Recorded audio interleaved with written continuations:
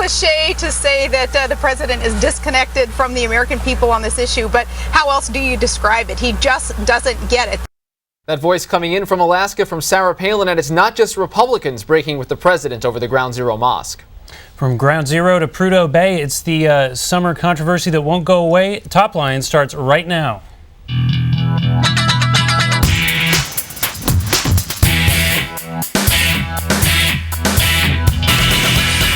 Hello and welcome to ABC News Washington Post Top Line. I'm Rick Klein. And I am Zach Wolf. Every day at noon Eastern, we're right here bringing you the latest in politics, everything you need to know. It's twitter.com/Rick Klein or twitter.com/ZByronWolf if you prefer my rhyming colleague over here. Zach, kick us off. Well, we have to go back to the mosque. It's the Great Divide. Harry Reid said this through a statement, Rick, yesterday. He said he respects the First Amendment and the right of Muslims to build the mosque, but he just thinks the mosque should be built someplace else. Democrats are divided on this issue now. President Obama has brought them clear has nationalized the issue clearly. Where do they go from here? That's right. And Harry Reid has given cover to a lot of Democrats to break similarly with the president if they feel the need to do so.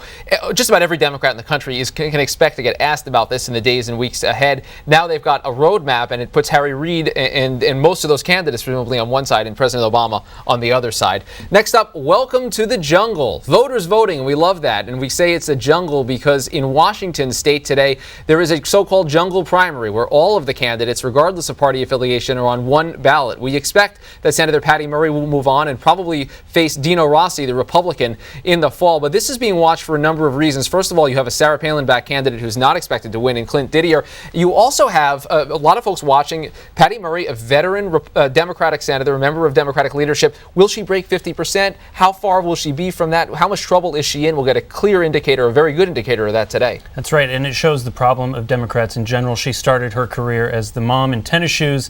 Now she sits on the Appropriations Committee. She is the number 3 or 4 Democrat in the Senate, so this is really a referendum on her, but also on Democrats in general. Next up, sold you out. That's how Howard Dean described Joe Lieberman to the Connecticut AFL-CIO. He said, "We will remember you in 2012, Joe Lieberman. You sold us out on health care." And Rick, this is another example of how Democrats in the middle of the party, or former Democrats in the case of Joe Lieberman, can't get on the same page with the liberals in the party. And as we're looking at the accomplishments that the Washington Democrats want to outline, like health care reform, the liberals in the party, like Howard Dean, just want to keep complaining about what's in the bill. This continuing story of the divide inside the party. Of course, liberals beat Joe Lieberman once already in the 2006 primary. Ned Lamont won, and then Joe Lieberman went on as an independent. He's not going to run in the Democratic primary again, so their best shot to get rid of him is already passed, and Joe Lieberman in all likelihood running as an independent, if not on the Republican line next time around.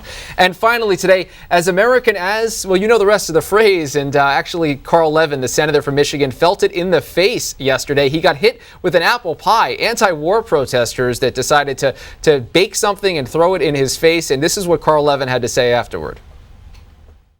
There was a young woman who was standing there, came up, I guess, I didn't even notice her, and then when he ended, she just threw a piece of apple pie in my face. A tasty twist, Zach, on the town hall anger that we've seen in the past, and of course he says he would have preferred blueberry. And town hall anger on the leftist side, usually I thought those pies were supposed to be made of whipped cream or shaving cream or cream pies, not a full-on apple This pie. is an actual pie that he took to the face, exactly. Well, we begin today with Adam Clayton Powell IV, who is running for Congress against Charlie Rangel, and he joins us this afternoon from New York. And I want to get to the primary campaign, but first I want to ask you about this Ground Zero mosque controversy. Do you agree with President Obama that this should go forward? You're on a Harry Reid side that says they may have the right to do this, but this mosque should be somewhere else. The fact is, I completely agree with President Barack Obama. We live in a nation where we cherish our religious freedoms. We should not paintbrush all Muslims for the acts of just a handful on September 11th. The fact is that this is akin to the racial profiling that has taken place at airports for Muslims, and it's very, it's very sensitive, and it's truly insulting because again, they're just trying to worship their religion, much like Christians do, Jewish community does. If it were a synagogue or a church, nobody would be complaining. And I don't think this is a fair issue. Imagine if you were a Muslim, how would you feel about it? Should Democrats be rallying around the president on this issue? We have Harry Reid saying that maybe the mosque should be built elsewhere, and other Democrats joining with him. Why aren't Democrats on the same page? This is not a big issue. Well, it wasn't anyway. Now, obviously, it's becoming a bigger issue, but it's a very simple issue. In New York, everyone agree, everyone in government, in leadership, the zoning board, there is no reason why this mosque should not, be entitled to be built there. I mean, the fact is, again, we're making the connection between the Muslim religion and the 9/11 attacks. That's a very dangerous, slippery slope. We should not make that connection. I want to turn to your primary campaign about a month from now. Charlie Rangel, a week ago today, was on the House floor. Take a look at something he had to say. If I can't get my dignity back here, then fire your best shot in getting rid of me through expulsion. Should Charlie Rangel be expelled from the House of Representatives, Mr. Powell? Well, he's going to be expelled if he continues to drag these ethical charges, ethical violations on through. The fact is that I am in a campaign against him. The fact is I announced on April the 12th. The fact is that I believe I would be doing him a favor if I win on September 14th. Because if that happens, obviously then all of his ethical issues go away.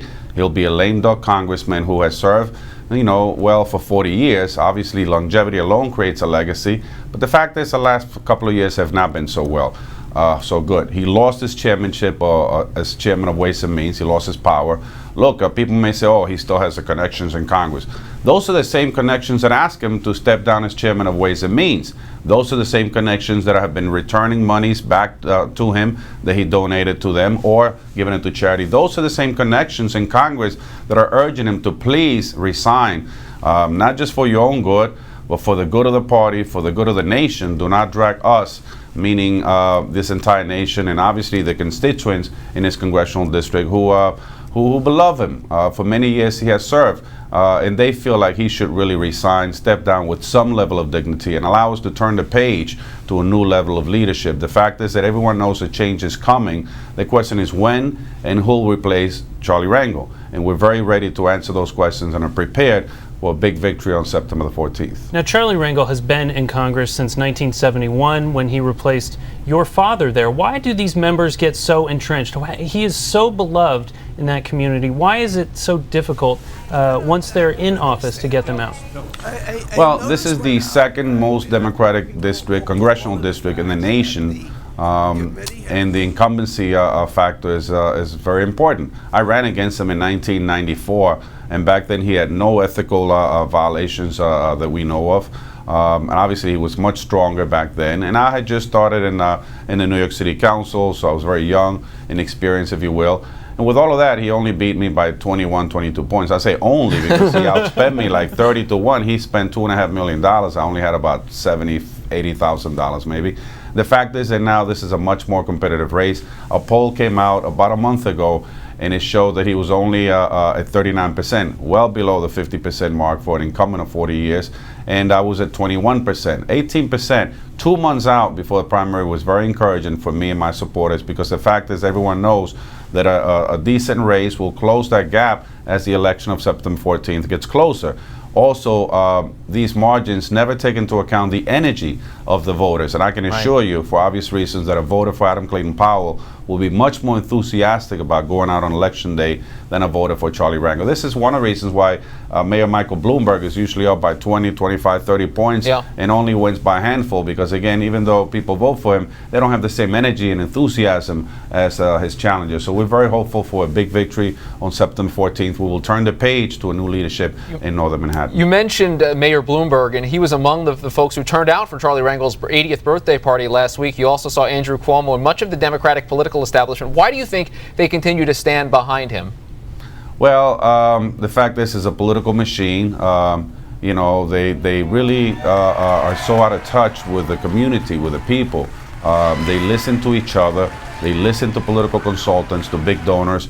And that same afternoon, evening, I was at a subway station and listening to the people, obviously. And, they're so appalled by seeing Charlie Rangel dancing on stage like if nothing had happened, like there's nothing wrong going on. And the fact is that's very arrogant, and people are turned off by that. And so the people that I've been talking to at subway stations, at senior citizen centers, as we walk the streets, literally paint a very, very different picture here. All right, Adam Clayton Powell IV joining us today from New York. Good luck with your campaign. About a month to go in the final stretch there. 4 weeks from today, Tuesday, September 14th. All right, www.powellforcongress.com. All right, we get the plugs in. We love it. All right, thanks so much.